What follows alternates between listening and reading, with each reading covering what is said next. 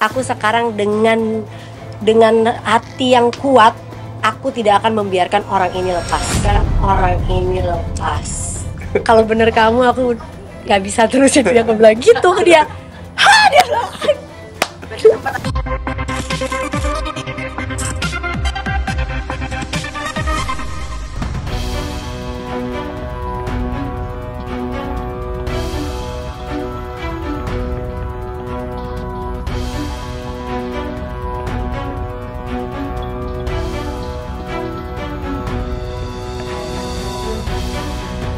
Konflik Ashanti dengan mantan karyawannya Ayu Khairunisa semakin memanas. Saling tuding, saling lapor ke pihak kepolisian menjadi langkah terakhir yang dilakukan untuk mencari kebenaran masing-masing. Ditemui bersama kuasa hukumnya di daerah Radio Dalam, Jakarta Selatan, istri dari Anang Hermansyah itu membantah dengan tegas telah melakukan perampasan beberapa barang pribadi mantan karyawannya itu. Bahkan, Ashanti kembali menuding Ayu sedang memainkan drama yang seolah-olah menjadikan mantan karyawannya itu adalah korban dari masalah ini. Menurut pengakuan Ayu, Ananglah yang meminta untuk melakukan 2 penarikan uang dalam jumlah yang sangat besar, 800 dan 500 juta rupiah untuk kepentingan pribadi Anang.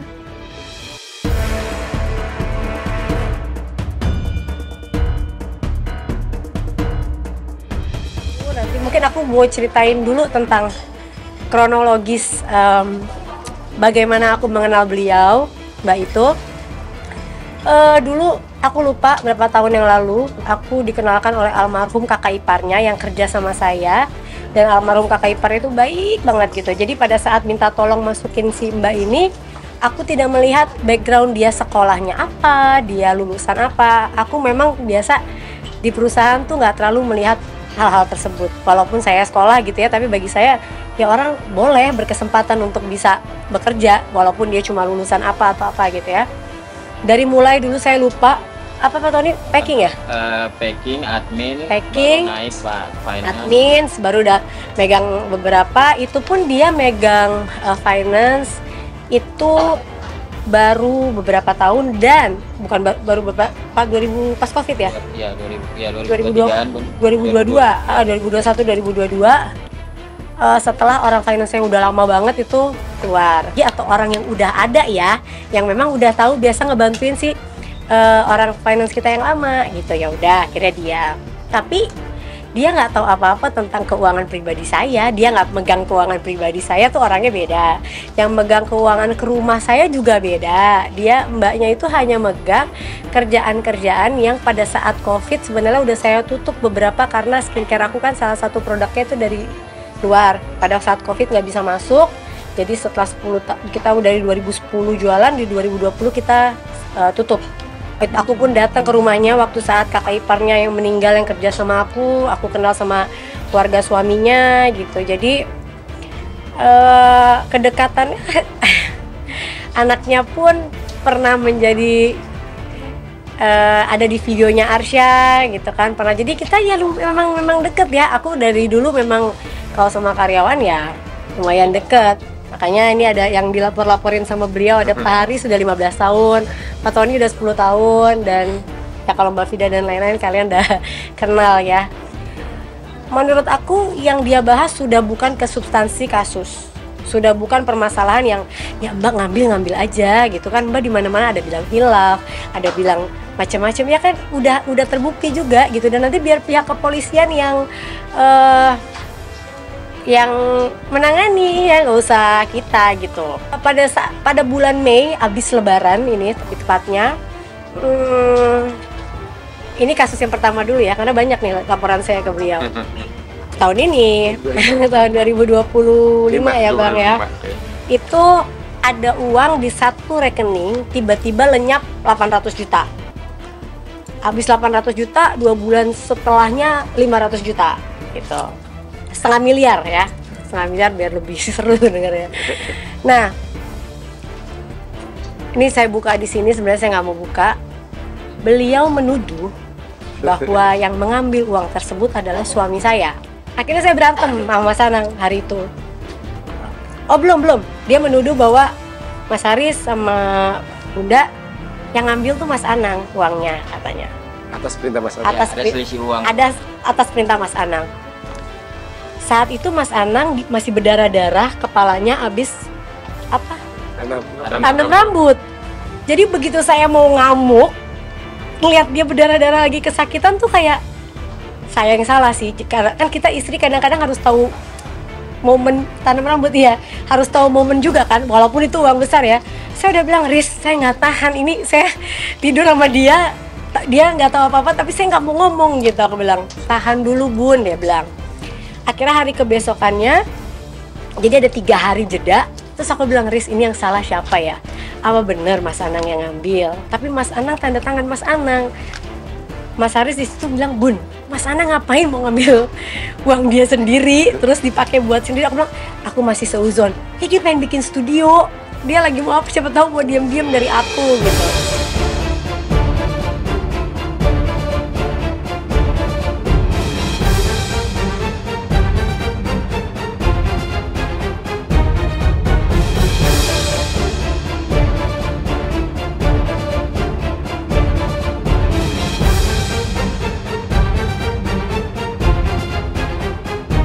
Mendengar pengakuan Ayu saat itu, hati kecil Ashanti langsung tercabik-cabik.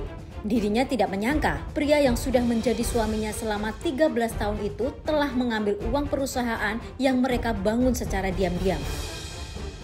Masih diselimuti rasa marah dan sedih atas perilaku suaminya itu, tiba-tiba saja salah satu pegawainya memberi kabar bahwa orang yang mengambil uangnya itu sudah ditemukan. Untuk sesaat, Ashanti mengaku bisa bernafas lega. Ternyata bukan Ananglah pelakunya. Untuk mencari jawaban atas masalah itu, Ashanti mengambil keputusan melaporkan masalah ini kepada pihak polisi. Dan lagi-lagi, pihak Ayu melalui suaminya meminta dengan sangat agar permasalahan ini diselesaikan dengan jalur damai di rumah mereka. Melihat niat baik dari suami Ayu itu, kemarahan Ashanti pun perlahan mereda. Ashanti menunda melaporkan ke polisi.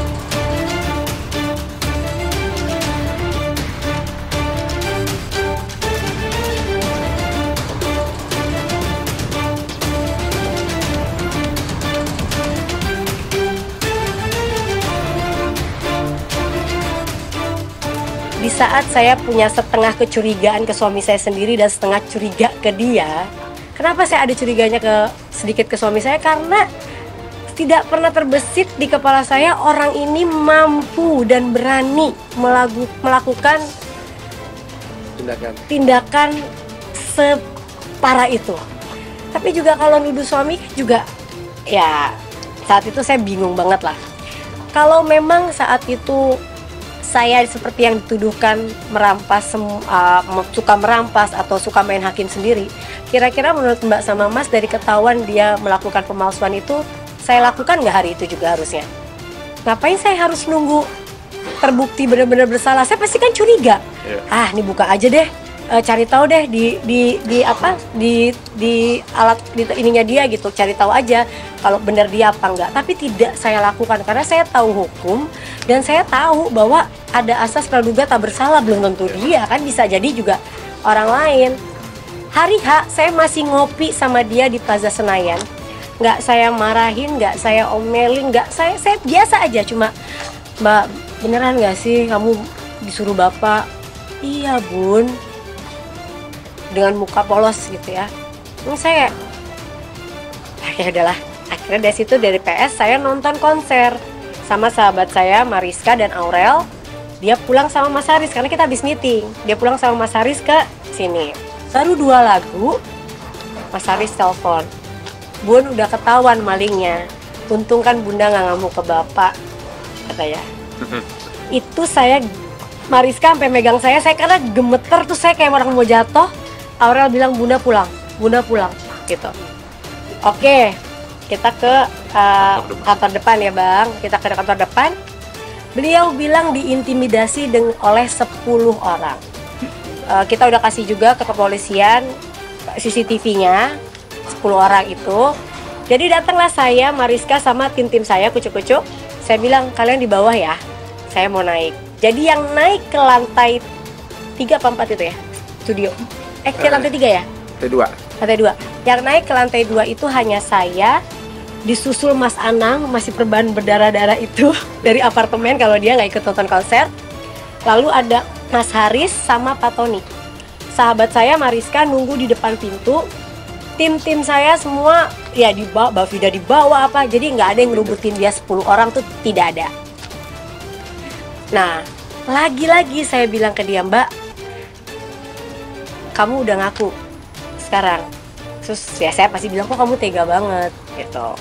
Dia cuma diam, tidak menangis, tidak ada setetes air mata pun, tidak ada penyesalan apapun. Buat apa uangnya, Mbak?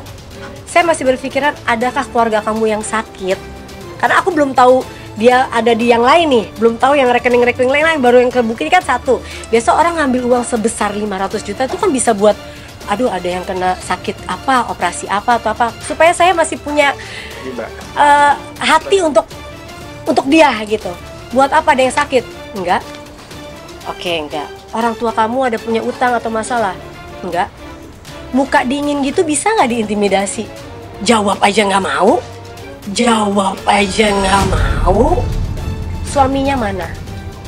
Suaminya yang kita kenal ya. Suaminya mana? Oke, oh suaminya ternyata jemput, ada di depan Lumiere. Panggil, aku bilang. Panggil suaminya naik supaya kita nggak juga ada kesalahan gitu loh, kan dia orang sendiri dan dia benar-benar gak mau ngomong, cuma gini doang. Megang HP-nya begini. Dah, Mas, istrinya melakukan ini. Nangis ngejar suaminya. Gini-gini, Bun, buat apa, Bun? Kenapa kamu begitu, Bun? Begitulah ya. Ini saya nggak ada yang lebih, nggak ada kurangin. Mereka berdua cekcok, istrinya tetap gini-gini aja. Dengan muka dingin, nggak ada. Kalau saya udah pernah ngalamin kayak gini ya, orangnya tuh bisa sampai kayak histeris, minta maaf, apa juga dilakukan kan ibaratnya. Kalau dia rasa ya udah gue salah, terus kenapa gitu. Saya nggak mau di sini main hakim sendiri. Kita ke kantor polisi ya, waktu itu aku bilang kayak gitu sama mereka, kita buka laporan aja, ayo kita sama-sama ke sana. Saya udah berdiri, Mbak A-nya nggak mau berdiri, suaminya sujud ke kaki saya gini-giniin, mas jangan sujud-sujud ke saya nggak mau disujud-sujudin kayak gini. Aku bilang, Bun, maafin istri saya gini, kita ganti pokoknya gini. Ya, aku bilang, saya nggak mau kamu yang ngomong, istri kamu dong harus buka suara. Bun, ngomong dong, gitu. Nah, itu semua didengar oleh sahabat saya yang namanya Siska, dia ada di depan pintu. Jadi dia dengar sekali, ada nggak saya merampas, sini, ini, ada nggak kayak gitu, ya. Nah, dari situ kita bawa ke polsek terdekat. Di perjalanan ya Mas sama Mbak, saya kan nggak ikut sama Mas Anang. Dianya diem, suaminya ngeraung-raung lah ke Mas Haris. Mas Haris, apa gimana? Aku nggak ada di situ, coba ngomong apa? Iya, suaminya Mas Haris, ini kan salah saya juga, ya kan, selaku suami. Ya. Ayo Mas, saya insya Allah beritikat baik untuk akan menggantikan yang diambil sama istri saya.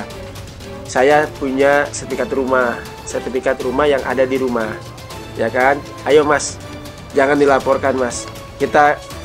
Saya komitmen, saya bertanggung jawab Mas untuk mempertanggungjawab istri saya. Malam itu juga saya dan tim diajak sama suaminya ke rumahnya. Karena saya masih berpikir mungkin nih uangnya memang dia ketipu atau dia diapa-apain. Jadi saya mau baik-baik dulu aja, jangan pakai cara polisi dulu. Oke Riz, pulang aja ke rumahnya. Siapa tahu dia mau ngomong kalau di rumahnya.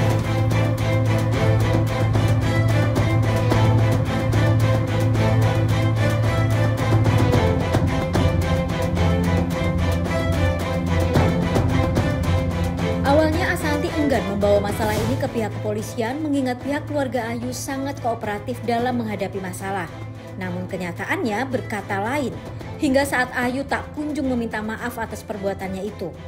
Ayu justru mengaku trauma atas intimidasi yang diduga dilakukan oleh pihak Asanti. Dan pada puncaknya, Ayu membuka masalah ini melalui akun media sosialnya. Atas dasar itulah, Asanti langsung melaporkan Ayu kepada pihak kepolisian dengan dugaan penggelapan uang dan pemalsuan dokumen.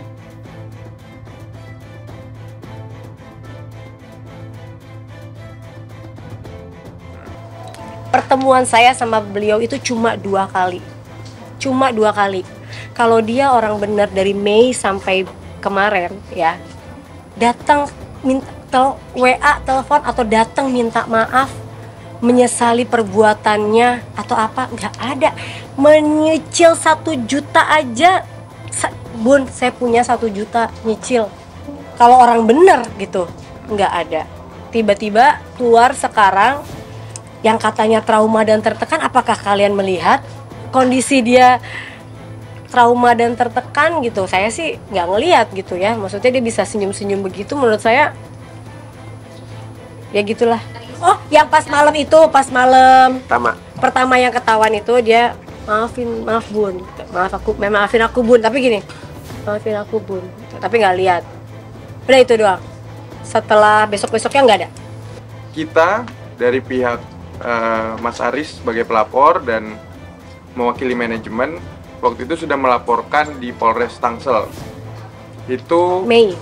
Di sekitar bulan Mei, akhir awal Juni lah.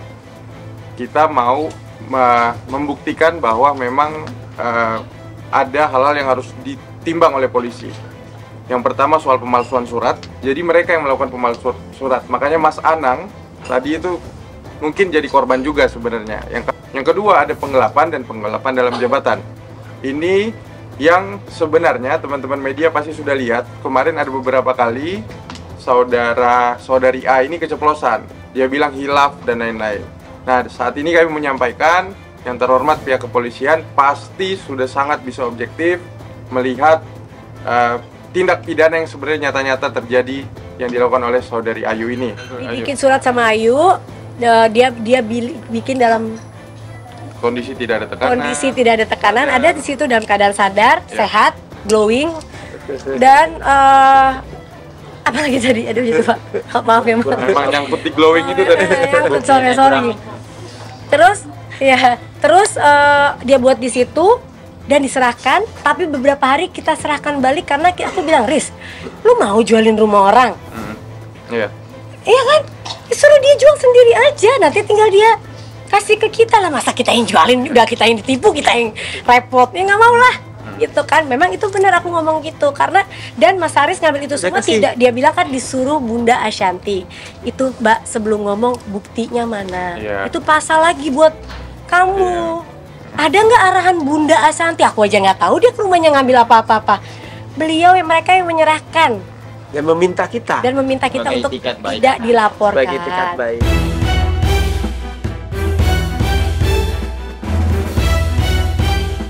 Meski dirinya juga dilaporkan Ayu atas dugaan perampasan data pribadi, Ashanti tidak lantas gentar. Semua bukti kuat perbuatan Ayu sudah diserahkan kepada pihak kepolisian. Atas peristiwa ini, Ashanti mengaku banyak menanggung kerugian yang sangat besar. Meskipun enggan menyebutkan besaran nominalnya, Ashanti mengaku sudah tutup rapat-rapat pintu damai dengan Ayu. Bahkan, Ashanti kembali melaporkan Ayu dengan dugaan telah melakukan pencemaran nama baik dan penyalahgunaan jabatan.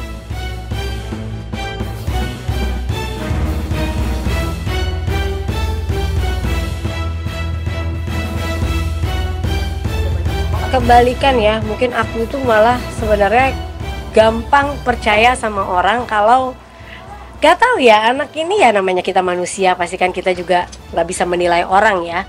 Tapi aku itu baru tahu bener-bener tadinya gini, begitu dia keluar gitu ya, dia ngomong, aku tuh sempat kayak ini bener dia nih yang bisa melakukan hal ini. Tapi semenjak dia membuka aibnya sendiri, akhirnya orang-orang yang nge-DM aku, nge-WhatsApp aku, kalau misalnya orang yang ngomong adalah Aris dan Tony, kalian masih bisa bilang, ya iya masih kerja sama Bunda, masa mau ngomongin Bunda gitu ya. Orang yang udah keluar nih 80%, itu semua ngubungin aku, WA aku, menceritakan bagaimana saat bekerja bersama beliau ya. Aku sekarang dengan hati yang kuat, aku tidak akan membiarkan orang ini lepas. Kalau orang ini menurut aku udah di luar batas, dia salah mengambil langkah. Dengan begini dia pikir aku akan mencabut laporannya.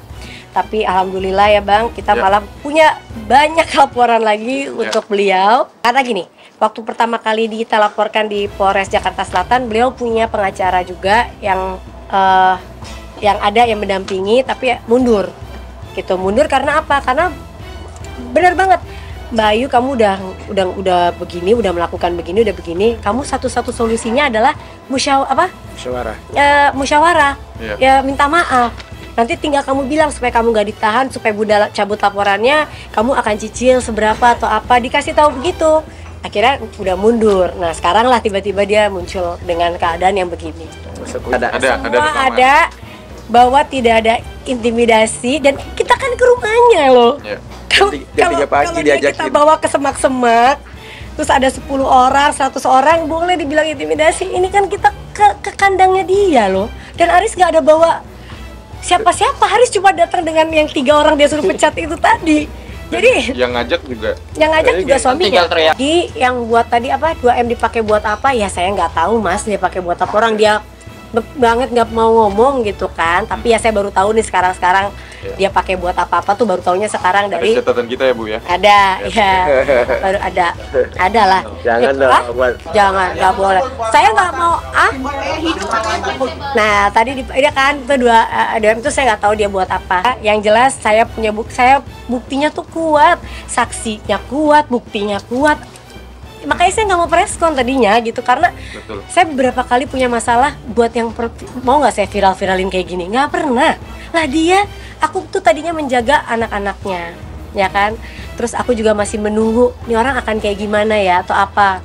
Tapi dilihat keadaan kayak begini dia pun sudah tidak peduli dengan dirinya, ya buat apa gitu. Jadi ya tadinya kita mau laporin juga suaminya, kita pikir kerjasama antara mereka. Iya. Tapi sekarang saya balik jadi kasihan sama suami Betul. dan keluarga suaminya karena ya saya nggak bisa cerita lah Ya. masalahnya apa. Tapi saya jadi kasihan sama suami dan keluarga suaminya karena mereka ya tadi berbesar hati juga untuk mau kita ini ya kita apa ya dia mau untuk melakukan. Boleh ya Bu, kata Mas Haris, boleh. Dan di rumahnya sekarang dia mau melaporkan aku ya aku tinggal datang ke polisi jelasin, tinggal polisi yang menentukan berjalan apa enggak laporan yang dia lapor. Jadi saya sebagai warga negara akan taat juga kalau nanti dipanggil.